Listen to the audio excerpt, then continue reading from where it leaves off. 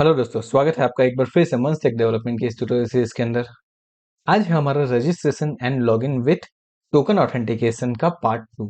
आज हम क्या करेंगे तो रिएक्ट जेएस के अंदर यानी कि फ्रंट एंड के थ्रू हम हमारे सर्वर के ऊपर डेटा को सेंड करवाएंगे और वहां से हम उसमें में से रिस्पॉन्स को किस तरीके से रिसीव कर सकते हैं वो देखेंगे हमारे इस पार्ट 2 के अंदर। तो चलिए स्टार्ट करते हैं हमारा आज का वीडियो। तो देखिए कल हमने क्या किया था। तो देखिए हमारे लास्ट सेशन में हमने क्या किया था, हमने यहाँ पे ऐड यूजर का जो ऑप्शन है एपीआई बनाई थी as well as user login की एपीआई बनाई थी। अब मुझे क्या करना है, इसके लिए एक पेज क्रिएट करना है। सो पेज क्रिएट करने के लिए जनरली मुझे क्या करना पड़ेगा, तो मेरा जो क्लाइंट है यानी कि यहाँ पे देखिए मेरा सर्वर है और क्लाइंट है। तो अब मैं चले जाऊंगा मेरा क्लाइंट के अंदर और कंपोनेंट के अंदर जाके न्यू कंपोनेंट बना सकता हूँ। लाइक मुझे रजिस्ट्रेशन के लिए बनाने हैं कंपोनेंट। सो मैं यहाँ पे कर देता हूँ रजिस्ट्रेशन डॉट जेएस।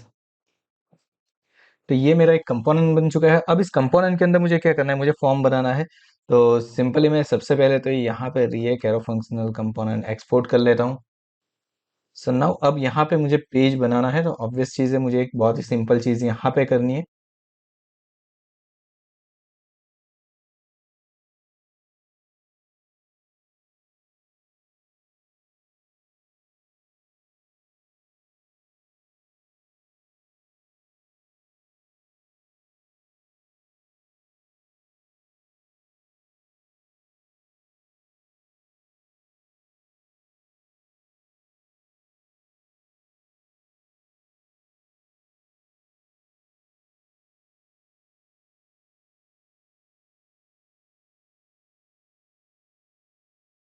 तो इस तरीके से कुछ मेरी सारी फील्ड बन चुकी है। और अब मैं क्या करता हूँ, ये जो भी है उसको मेरे app dot JS front end के अंदर ऐप डॉट जेएस के अंदर जाने के बाद मैं इसे क्या करता हूँ, डिफॉल्ट राउटर बना देता हूँ।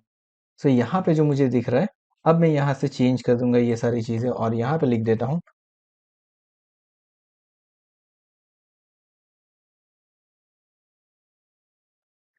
अगर चाहिए तो आप इसके अंदर कर सकते हो,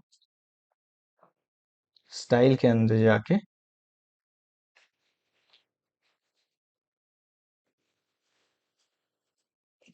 टेबल के अंदर डायरेक्ट भी लिख सकते हो, अलाइन दैट इज सेंटर। देखिए हमारा जो टेबल है वो सेंटर में आ चुका है। नाउ अब मुझे यहाँ पे एक और चीज की जरूरत है। वो कौन सी चीज है,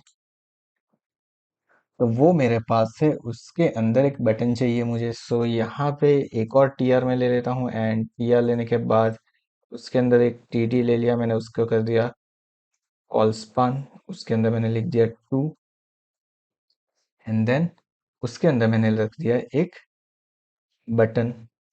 सो नाउ यहाँ पे मैंने दे दिया एक बटन। बटन को आप नेम कोई भी दे सकते हो, अगर नहीं देना चाहो तो भी कोई प्रॉब्लम नहीं है। यहाँ पे मैं दे देता हूँ रजिस्ट्रेशन। चलिए तो मैंने यहाँ पे लिख दिया है रजिस्ट्रेशन।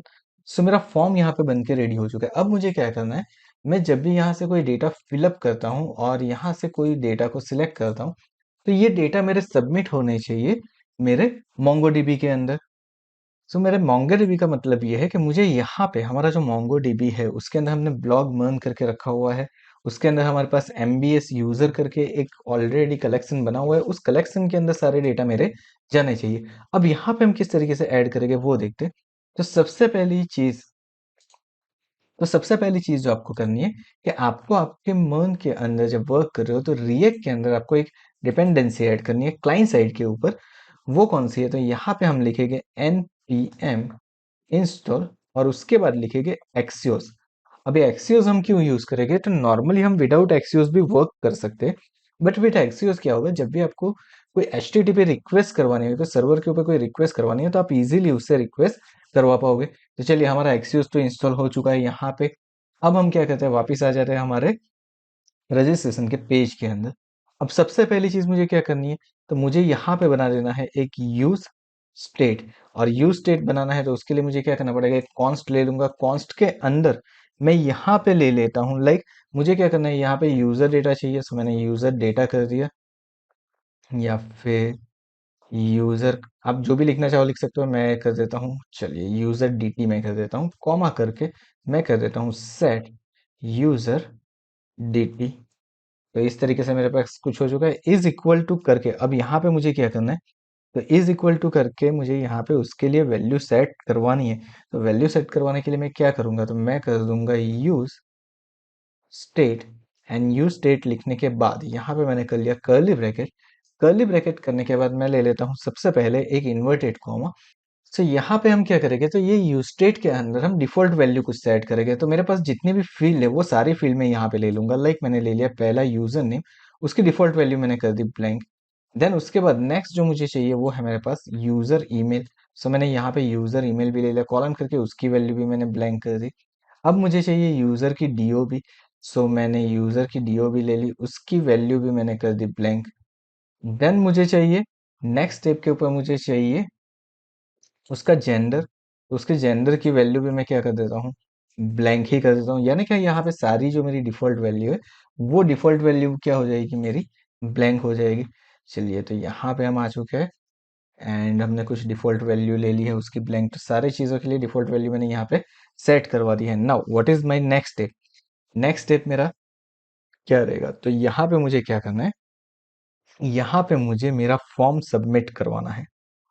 यहाँ पे मुझे क्या करना है, सिंपली मेरा फॉर्म सबमिट करवाना है। और जब मेरा फॉर्म सबमिट कर रहा है तब मुझे डेटा चाहिए। तो उसके लिए जब भी मैं यहाँ पे कुछ टाइप करूँ तो मेरी वैल्यू बाय डिफॉल्ट टाइप हो जानी चाहिए, वो एक यूज स्टेट के अंदर स्टोर हो जानी चाहिए। तो उसके लिए मैं क्या करूंगा, तो उसके लिए मैं एक इवेंट क्रिएट करूंगा, यानी कि मेथड क्रिएट करूंगा, कॉन्स्ट हैंडल इनपुट चेंज। मैंने कुछ इस तरीके से लिख दिया है, const handle input change is equal to करके मैं यहाँ पे ब्रैकेट के अंदर कर देता हूँ ई इज एम्प्लाइज।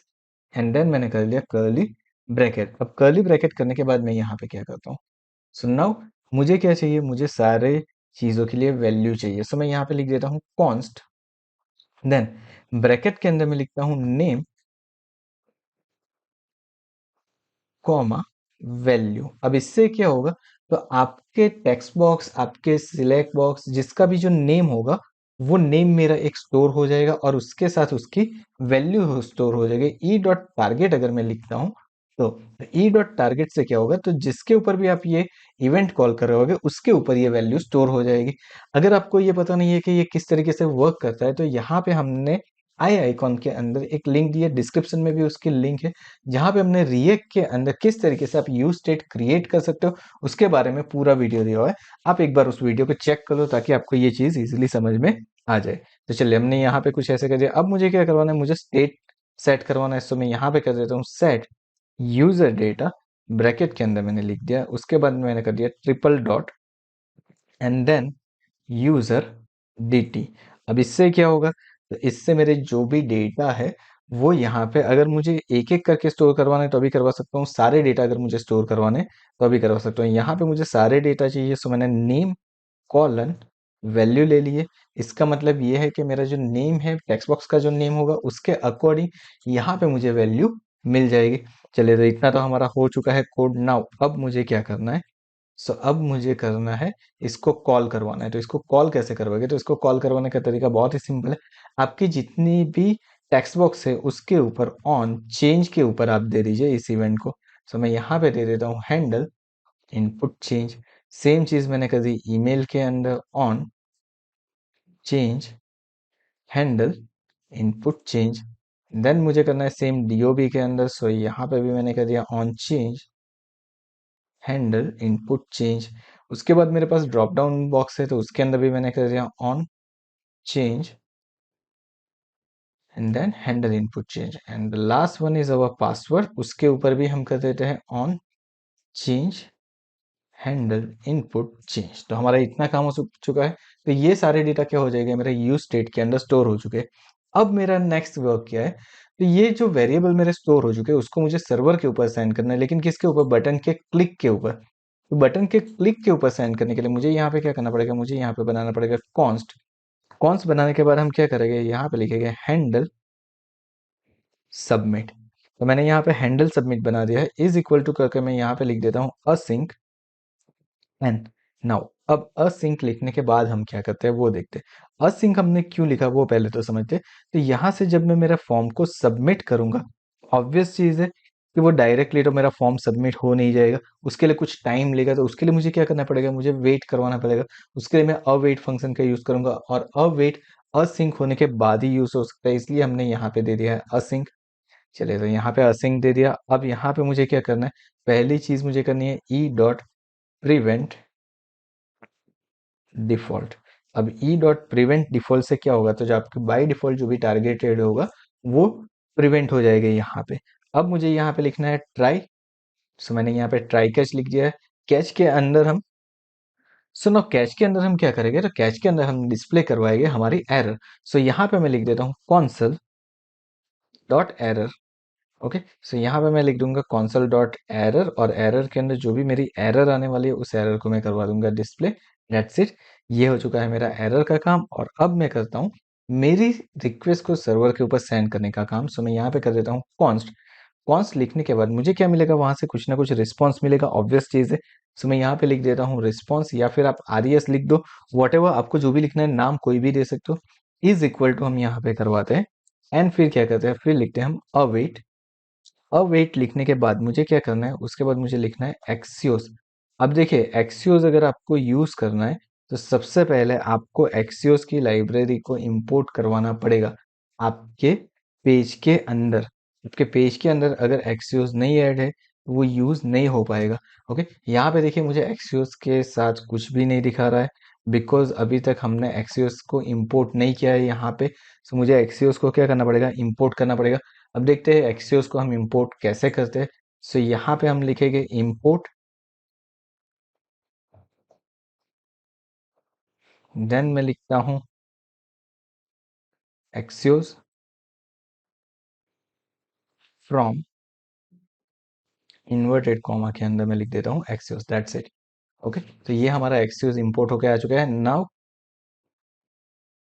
हम जाते हैं यहाँ पे, एक्सियोस डॉट मैंने किया हुआ है। अब यहाँ पे देखिए मेरे पास दिखा रहा है मुझे Axios dot.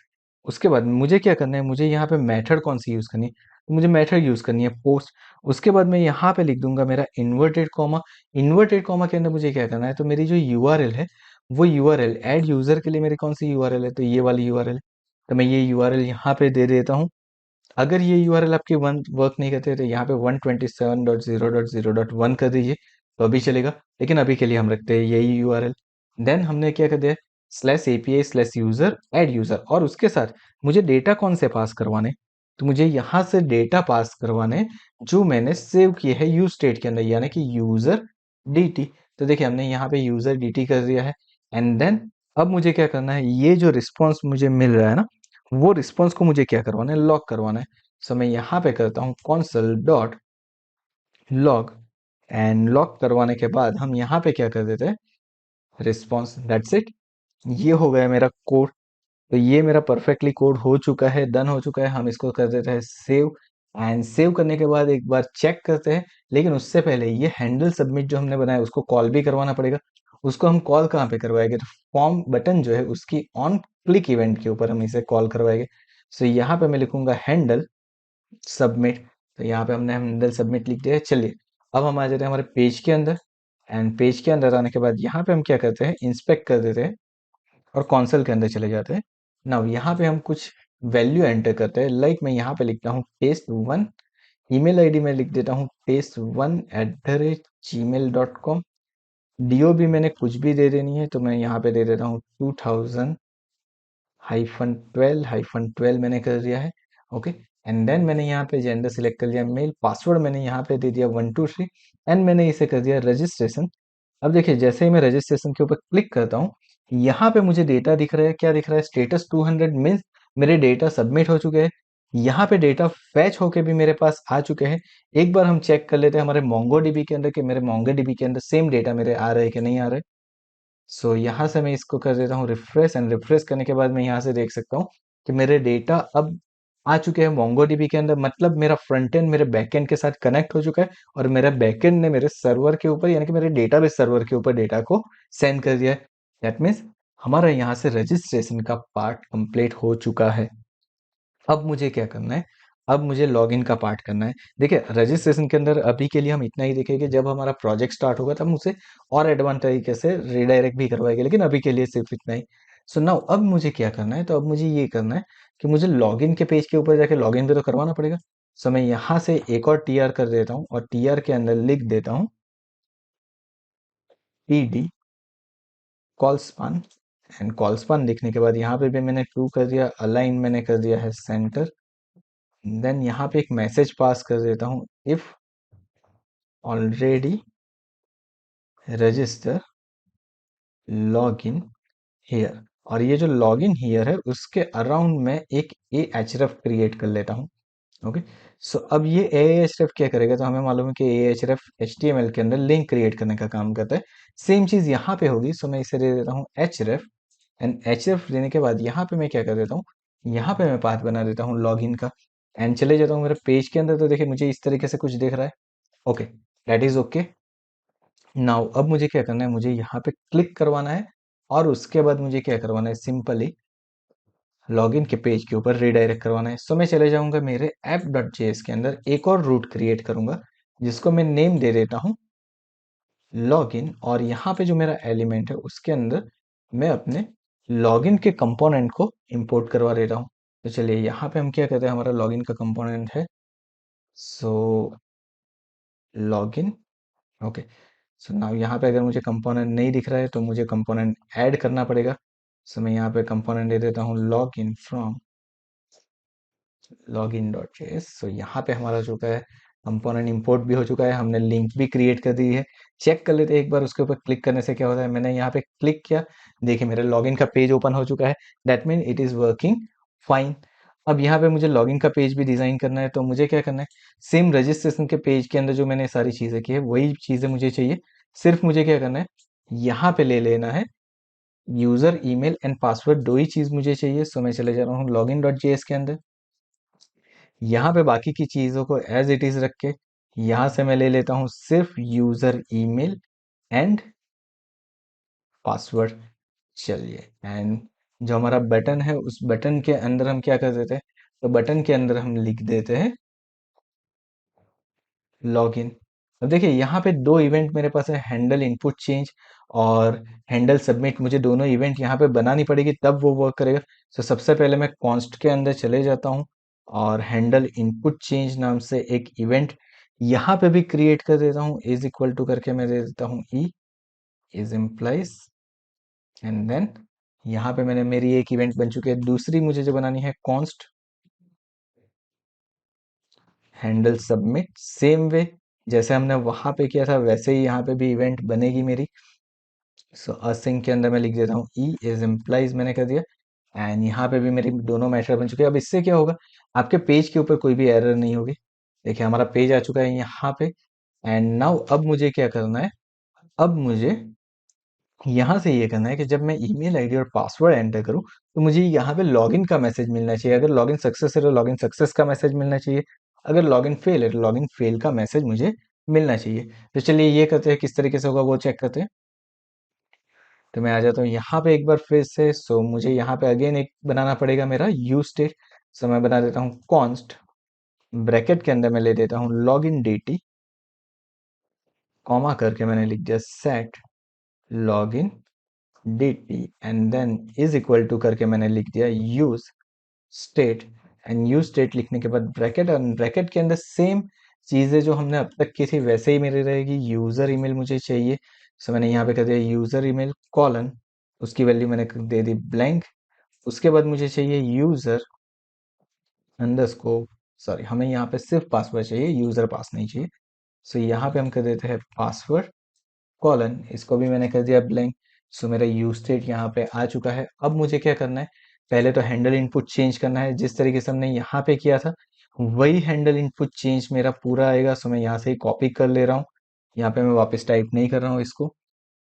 And handle submit के ऊपर मुझे क्या करना है, हैंडल सबमिट के ऊपर भी सेम वे मेरी सारी चीजें होगी, मुझे कुछ नया नहीं करना है यहाँ पे। सिर्फ मेरा चेंज क्या होगा, मेरे डेटा चेंज होंगे और मेरी यूआरएल चेंज होगी। सो अब मेरी यूआरएल कौन सी आएगी, तो यूआरएल हमारे पास यहाँ पे देखिए लॉगिन के लिए मेरे पास कुछ ये यूआरएल दी हुई है। तो मैं इस यूआरएल को कॉपी कर लेता हूँ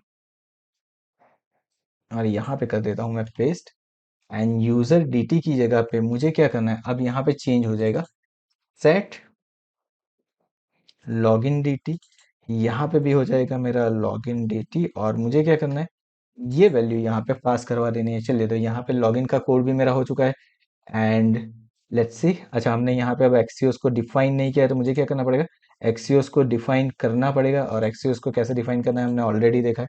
मैं यहाँ पे करूँगा इंपोर्ट। इंपोर्ट करने के बाद मैं लिखता हूँ एक्सियोस, देन फ्रॉम एक्सियोस। चलिए, तो ये हमारा एक्सियोस भी हो चुका है इंपोर्ट। नाउ हमारा जो बटन है उस बटन के ऊपर हमने क्लिक भी करवा दी है। दैट्स इट, सारी चीज़ें हो चुकी है यहाँ पे। ओके, ये ब्लॉक बटन कंपोनेंट हमारा नहीं है, तो हम इसको रिमूव कर देते हैं ताकि वार्निंग भी नहीं आए। अब देखिए मेरा पेज आ चुका है। अब इसके अंदर मैं एंटर करता हूँ। सबसे पहले मैं क्या करता हूँ, एक राइट ईमेल आईडी test@gmail.com, यानी कि मेरी आईडी रॉन्ग हो गई है, पासवर्ड मैंने दे दिया 123 और लॉगिन के ऊपर मैंने क्लिक कर दिया। जैसे ही मैं क्लिक करता हूँ यहाँ पे देखिए स्टेटस ओके दिखा रहा है। ओके, बट इसके अंदर क्या आ रहा है, ईमेल नॉट फाउंड। सो मेरे पास एरर ईमेल की आ गई है। अब मैं यहाँ पे करता हूँ टेस्ट 1 और एक बार फिर से लॉगिन करता हूँ मैं।